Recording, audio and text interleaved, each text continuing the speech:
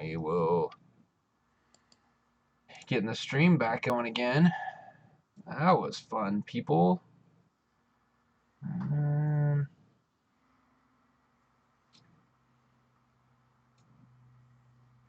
All right. Well, there are technical difficulties, people. Welcome to the life of a podcaster. But we are all good now. So, go team. All right.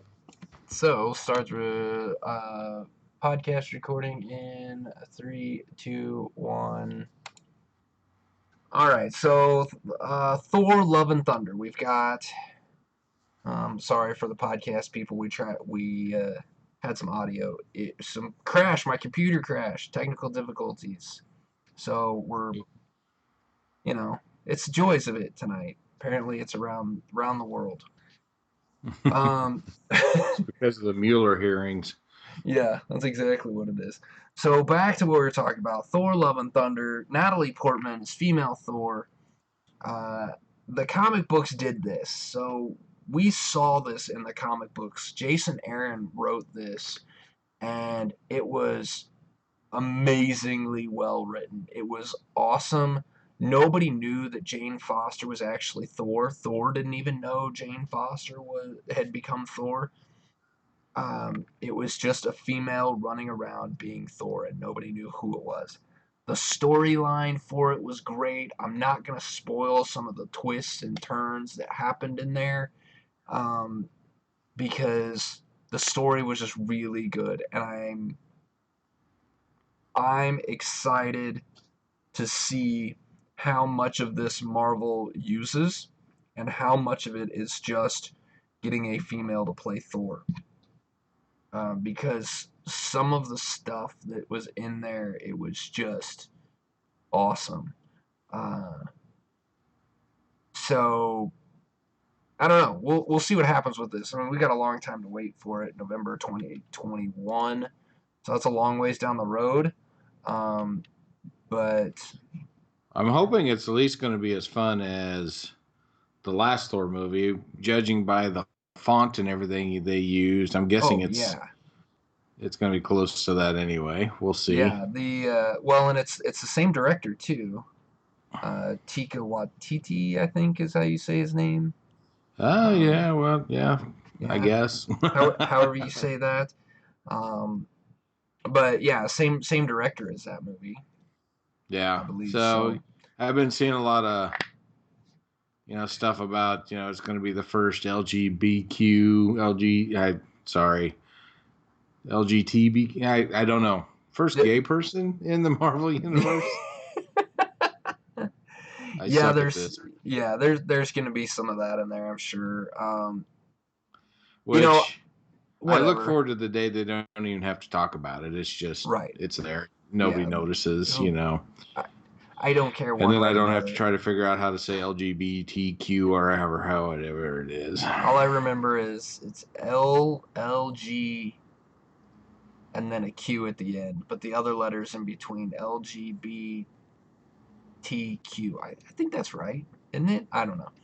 I don't know. I have the internet and I could look it up, but I'm not gonna. Yeah, well, it just makes it's more fun to just brutalize it, and Well, you screwed up the director's name. I can screw up the whole community's name. So we're just gonna offend everybody all at once. People. Offend everybody. Welcome to Geekvice. Lack of ability to remember a bunch of letters. Yeah. And that's the thing. I can't wait. I'm like you. I can't wait till we get to the time where we don't even talk about that. We don't have to talk about it's the first black superhero movie. It's the first it's first LG whatever character. Like I'm ready to get to the point where we don't even bring it up because it is what it is, and we just move on. We don't have to make a big deal about it one way or the other. That's what I'm looking forward to. So. Yeah, a little bit more like in Stranger Things. Yeah. It was mentioned, and then it just worked in the plot line, and then we moved on. Yeah, it was great, and that's my favorite part of the way it's brought up. And we'll get into that more when we get into that movie. Um, the last movie that was kind of announced, but we don't have a release date. I guess there's a couple, couple movies, but there's going to be a new Blade movie. So that's Yeah. that's something. Is Wesley in it? No, no, it's I'm gonna butcher the name again. Mahershala Ali, Oh yeah, he's awesome. and he like at first I was like I don't know who that is, and then I looked it up. I'm like, oh yes, I really do like him. Like Yeah. he's an amazing actor. Yeah. Yeah.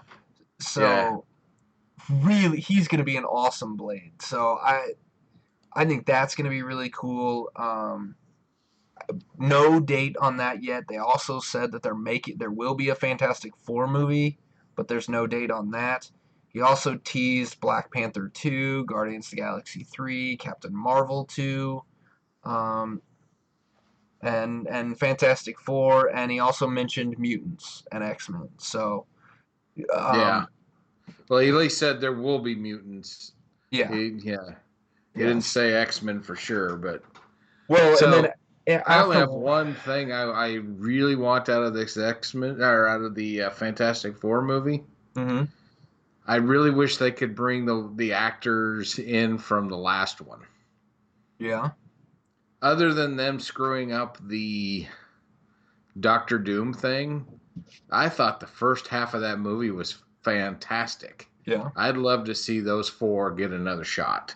yeah, yeah. I wouldn't mind that either. I know it won't happen because it's a different house, Well, but but they they still were could. they did a really good job. Yeah, I mean, I think they still could, but you know, what I'm looking forward to in the Fantastic Four is I'm looking forward to see if Marvel changes them completely. What do you mean So, by that?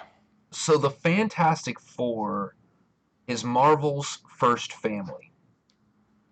They are the first family of superheroes. They are a Okay. family. You have Sue and Richard and Sue Storm. You have Johnny Storm, and you have Ben Grimm, who is like he's like the creepy uncle, even though he's not creepy or an uncle. But they are a family. Like they live together, they work together, they became superheroes together, they stayed together. That family dynamic does not exist, is not popular culture in the United States. It's just not. There's more divorced families than there are married families. There's more, you know, there's more single moms raising their kids. There's more grandparents raising kids. There's not like their grandkids. It's this idea of the typical family dynamic and families being this close together is not commonplace anymore. Back when the Fantastic Four was originally written and originally created, it absolutely was, which is what made it what it was. That's what skyrocketed it to the popularity that it was.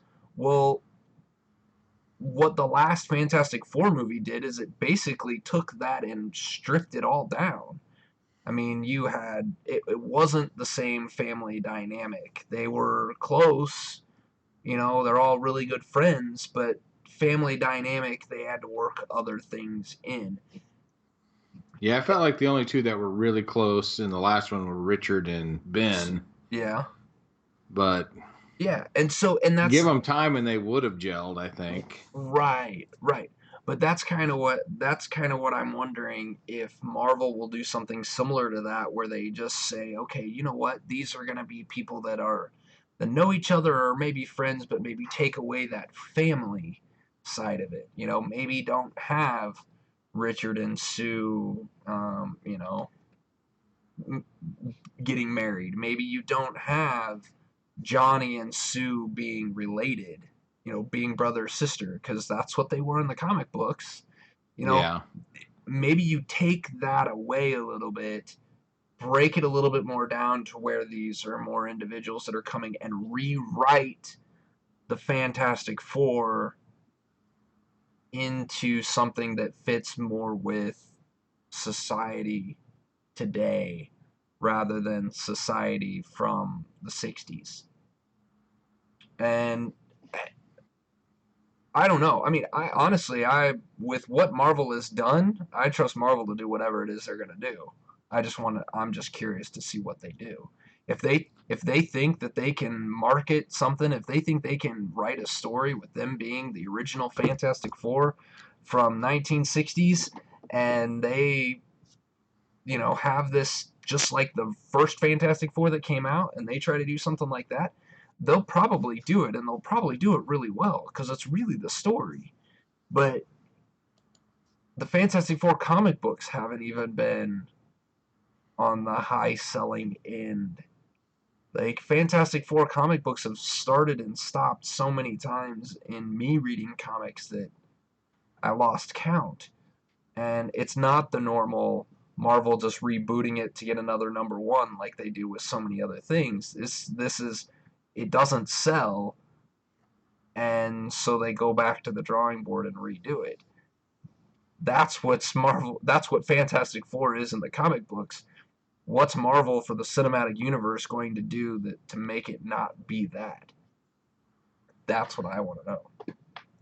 And whatever it is, I'm sure we're gonna like it, and yeah, they're gonna just. I have a feeling they're gonna change, genders up probably, and some things like that, which I'm fine. I'm totally fine with it. Like the whole female Thor, a bunch of people had a cow about that on Twitter. I don't care. I think it's fantastic. Yeah. As long as the story's good, the acting's good, throw whoever at it you need to. Right. Yeah, so we've been, I don't know, you and I have talked about this since we've known each other, how we wish Fantastic Four could get out from under where they are and get back into the Marvel Universe, so here it comes. Yeah, we'll see what happens. Hopefully they don't disappoint. I don't think they will. But. Not. Well, and that's the thing. We don't know when that movie's going to come out, but he said there will be one. There's a long time between when that comes out and now. I mean, it's got to be later than 2021. We're probably looking at 2022 in the earliest with the number of movies they've put out now or said they're going to put out. So curious, I mean, if Phase 4 falls on its face and, isn't as good as Phase 1 through 3, maybe people won't believe in the Fantastic Four movie as much, but, I mean, as of right now, anything Marvel does is gold, so right, but it's going to be good. Phase 4 is a big risk, They struck gold with the first 3 phases. I mean, that's lightning in the bottle stuff. And now it's over, except for a few stragglers with Guardians and things like that. It's hard to recapture, so I wish them luck, and I look forward to it. I'm not going to just automatically assume it's going to be bad, but it's a tough task. So there's only in the Phase 4 that's been announced so far, you're only looking at 2 movies that came from Phase 1 through 3, Black Widow and Doctor Strange. Right. Well, Guardians.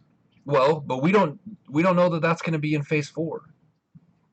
They haven't set a release date for that yet. Yeah, I guess it's all been speculation that I've seen. Yeah. Black Panther 2, Guardians of the Galaxy 3, and Captain Marvel 2 have said they're coming, but we don't know when yet. So those could be the end of Phase 4. It's very possible. But as of right now, the Phase 1 through 3 stuff a lot of it is going to television with The Falcon and the Winter Soldier, with WandaVision, with Loki, with Hawkeye.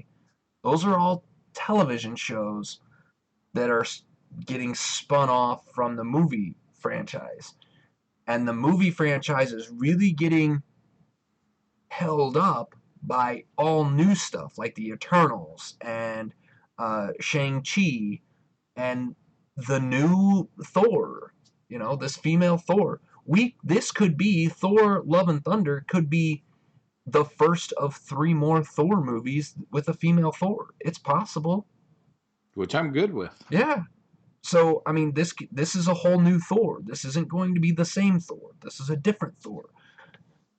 So I love that. I think that's really cool, and I like what Marvel's doing. But you're right. This is a risk for them. They don't. I mean, they're not they're not banking on their success from 1 through 3 with the same characters trying to hold up Phase 4. They're going all new. And I think they're going to do a great job because they did a great job with these other, with 1 through 3. I'm stoked and excited for this, but you're right. It's got to be a risk. Yeah, it's a risk. Well, obviously there's a risk anytime you throw that much money at movie making. What if nobody shows up kind of thing, but right. It's Marvel. I everything has gone so well. Even the movies I didn't like didn't hurt. Right. The first 3 phases at all. I mean, as bad as Iron Man 3 was, it didn't ruin the rest of the series for me. Mm-hmm. So, yeah. They got to come out and hit it, though. I mean, it can't be, you can't have Iron Man 3 right off the bat. You got to have Iron Man 1.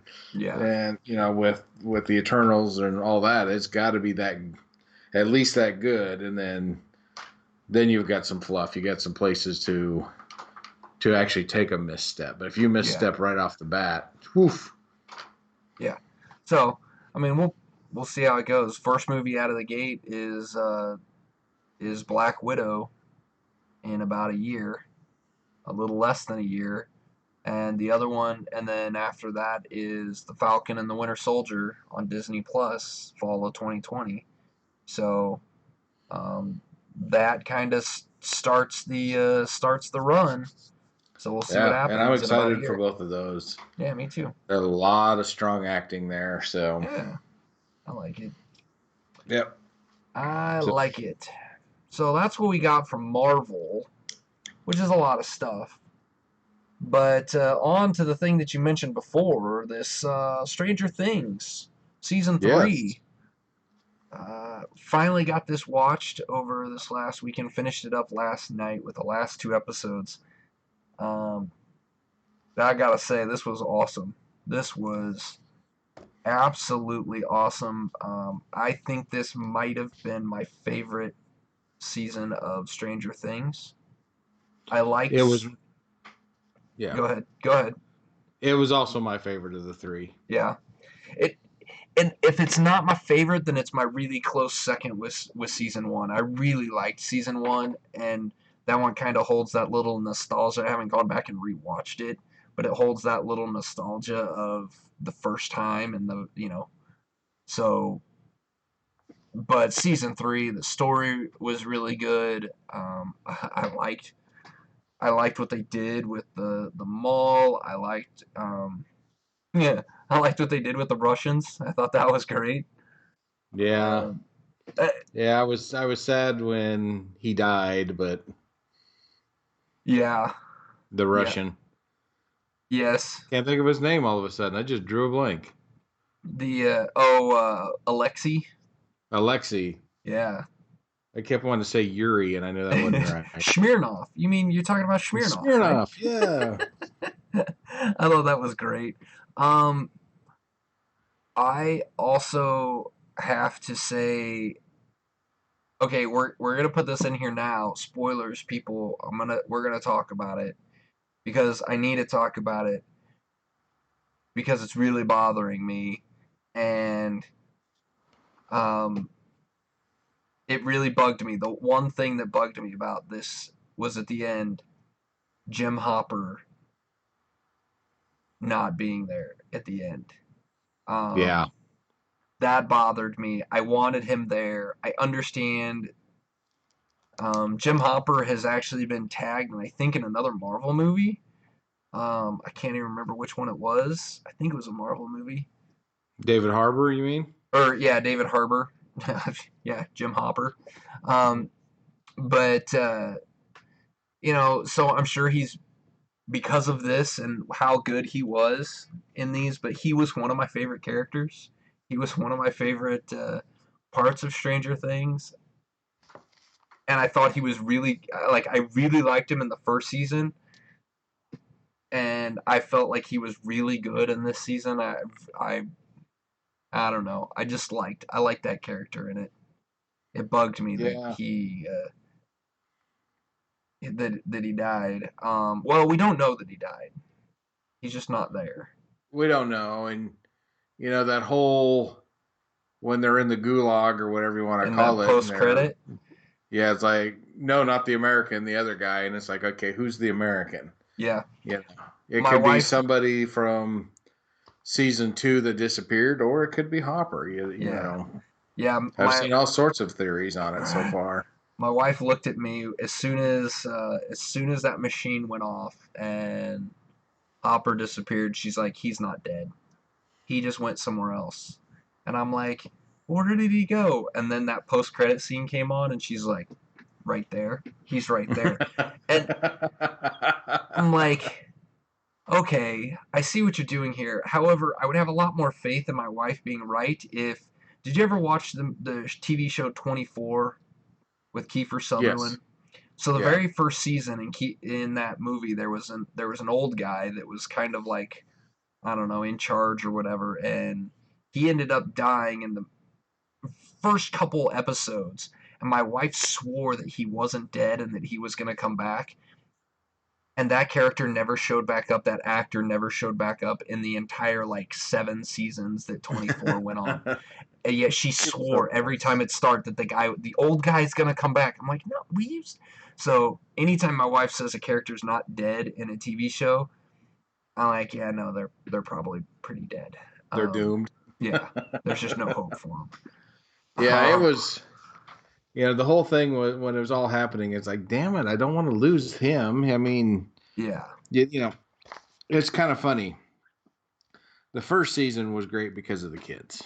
yeah, Winona Ryder, David Harbour did a very good job, but you fell in love with the show because of the kids. yeah, yep, And then the second season was kind of a mix, and then the third season, it was really all about David Harbour. David Harbour's character Jim Hopper. It was, you know, you yeah, felt it for him. yeah, He's trying to raise a teenage girl. He's trying to save the world. He's trying to do all this. He's trying to hook up with Winona Ryder. yeah, It's just like the guy needs a break. And then, of course, at the end, that happens, and you're like, oh, damn it. yeah, right. He That's was like, just starting to get things to go his way. yeah, no, and um, the death of Billy in there, I thought was, it was fitting.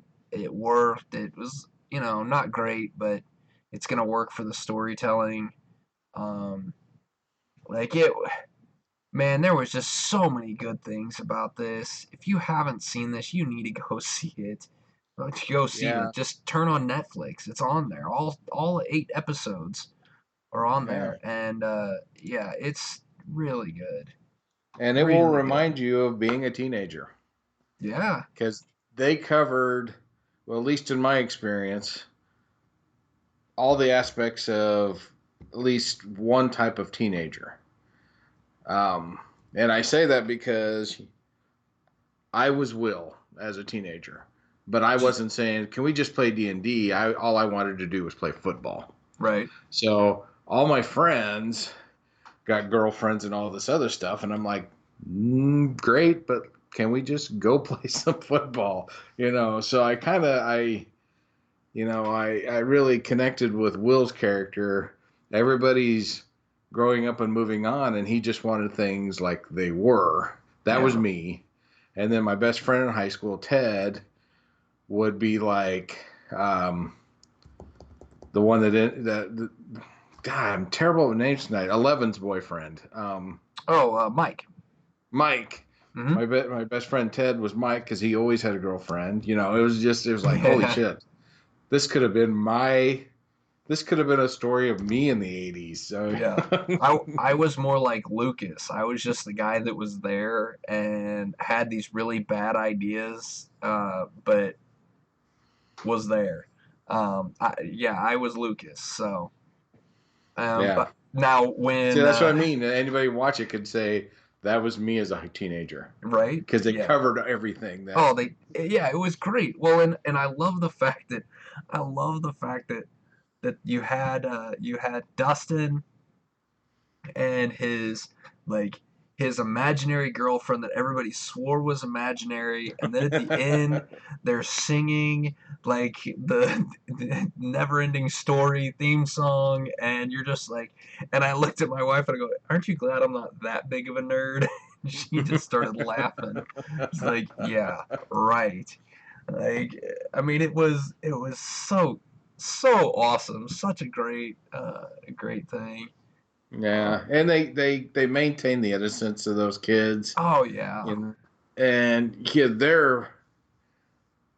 they're facing majorly heavy stuff, and they still manage to be teenagers. I thought that was yeah, well written to be able to do that. yeah. They didn't. And of course, Steve Harrington, total douchebag in season 1 to Oh yeah, kind of the awesome babysitter, for yeah, Dustin. It was yeah, I loved everything about season 3. yeah. Oh, and Erica Sinclair, Lucas's little sister, being in it. I thought she was hilarious, and I thought the dynamic between Erica and Dustin, like the what they call it, the My Little Pony theory. I was like, oh, that is so awesome. That Yeah. is so awesome. Why do you know about My Little Ponies? I'm a nerd. Like, oh, I thought, oh, You're a nerd. I just thought that was awesome. The Robin character that was Steve's kind of crush in this crush at the end at least, I thought was awesome. She was great. Yeah, Just she that, was fantastic. you know, awkward girl, it was the the whole thing was just really good, and the way they worked in that, it was funny because when they worked in the Russians, I was just like, oh, I saw it coming. Like, that was a thing. You could see it coming. You knew what was going on, and it just led you right there. But it didn't feel predictable. It just felt like, oh, there was enough foreshadowing and enough of all this other stuff that you're like, oh snap, Yeah, this is what's gonna there's happen. a there's a youngster at work, and she was like, "Well, why did they have to do Russians? Isn't that kind of tired?" It's like it's the 80s. Yeah, the The movie takes the place in world's the evil 80s. was the Russians Yeah, if you were an American. So yeah. it just had to be the Russians. There was nobody else. No, no, it wouldn't have worked as anyone else. I mean, and that's the thing. It's like, did she watch seasons 1 and 2? Like, I mean, that's the whole thing in there too. They, Well, if you were born after 2000, yeah, until lately, the Russians were never a thing. yeah, that's true. That is Yeah, true. they just were not a thing. And growing up when I did, the Russians were the only thing. Yeah, I mean, everything, any teenage boy's fear during that time was Russia's just going to not, launch a nuclear strike, and that's that. yeah, That was yeah, an honest to God fear, and so I thought it was perfect. It had to be the Russians. It couldn't be anybody else. It would have been forced. yeah. So Well, and then, so the other thing that I want to bring up is a lot of like these thriller slash horror movies and TV shows, these suspense things. What what usually turns me off of these and makes me really not like them is they're really good up to the point that they have to show the bad guy, yeah, show the mystic mist that you only see in passing at times, and then these things come out. This show has made those still be scary and suspenseful and all of this without being goofy. the bad guys in this, in the first season it was the Upside Down, and that's really like all it was. And the second one it was it was those demon dogs. And this one it was the Mind Flare. It was done so well that that didn't come off as like, haha, look at that goofy ass thing that's trying to kill Yeah. him.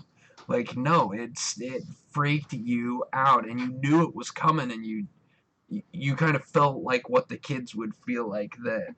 I kind of felt like I was there, and just like, oh no, there it is. Where's it gonna come from next? Like, it's there. It could be anywhere at any time, and where's it gonna hit you next? They did a great job with it. That was They did. They well absolutely done. did. Like I said, you know, I have zero complaints about the entire season. There's things I wish would have been different, but I can't complain about it because it Right. worked. Yeah. Um, yeah, I don't know. And when the season ended, I got onto YouTube and I just had to watch the Never Ending Story song again because it was so much fun. Oh yeah. And they have announced there will be a season 4. There that has been confirmed. There will be a season 4. However, we do not know when. Speculation is if they go off of the trends from the previous season, speculation is October 2020. Um, Okay. Based off of the first, if I remember this right, I don't have it pulled up here. The first season, I believe, what came out in July of 2016. The second season was October of 2017. This one is July of 2019. So they're thinking the fourth season could be October of 2020. That is if it fits with the pattern. It's possible that this could end up being earlier, being that this is the it's already been announced that there will be a season 4. Maybe Netflix had already really said, yeah, after season 3 we want you to do season 4, and just didn't tell anybody. And so, you know, maybe they've already started working on season 4. I don't know. Maybe they already had something written and planned for it, so maybe it won't take as long to do. I don't know, but Yeah, I bet they've got an idea, at least an outline. So yeah. But I'm excited. I'm excited for season 4. I thought the teaser at the end of the credits I thought was great. I'm excited to see what they do with that. Um, yeah, so far the what Duffer Brothers, is that what they're called? yeah. Yep. They have done no wrong. Oh I yeah. mean, yeah, you can't ask for better TV than that, really, to Well, be honest. the other thing that I really like that they've done in all 3 of these seasons is the when the show comes out matches the time of the show. So this came out on July 4th, and Independence Day was in the TV show. Was in the Yep. season. Yep. Last year was around Halloween, Yep, so yeah. and it was all about dressing up. So and going out for Halloween. So I like what they've done there, and it makes me excited to see what they're gonna do next. So I don't know. Yeah, yeah, me too. It'll be a shame when it all comes to an end, but it's been a fun ride so far. That it has. All right, everybody. Well, let's go ahead and wrap this thing up now. Um, Now that we've started, restarted, frozen, unfrozen. Gone through all our technical difficulties. Anyway, guys, go check out our blog at geekvice.blogspot.com. Go follow us on Facebook, facebook.com/geekvice. You can follow us on Twitter. You can follow me at Geekvice. You can follow that man over there at Kip Killigan. You can subscribe to our YouTube channel. Just go search up Kip Morph on YouTube's, or head over to our Facebook page. You can get there from there as well. And, of course, you can always reach us by email at geekvice@gmail.com. Email us and let us know what you're most excited for out of Marvel's Phase 4 so far. And which teenager you were in Stranger Things. Exactly. Let us know which kid you were in Stranger Things. I wish I was Elle, because I have always wished to have telepathic powers. Or telekinetic powers, not telepathic. She's telekinetic. I think that would be cool. Like the Force, you know? Be able to move stuff with my mind. Mind bullets. Alright, everybody. Thanks for listening to our ramblings, and we will see you next week. Later. This podcast is part of the Podcast Arcade Network.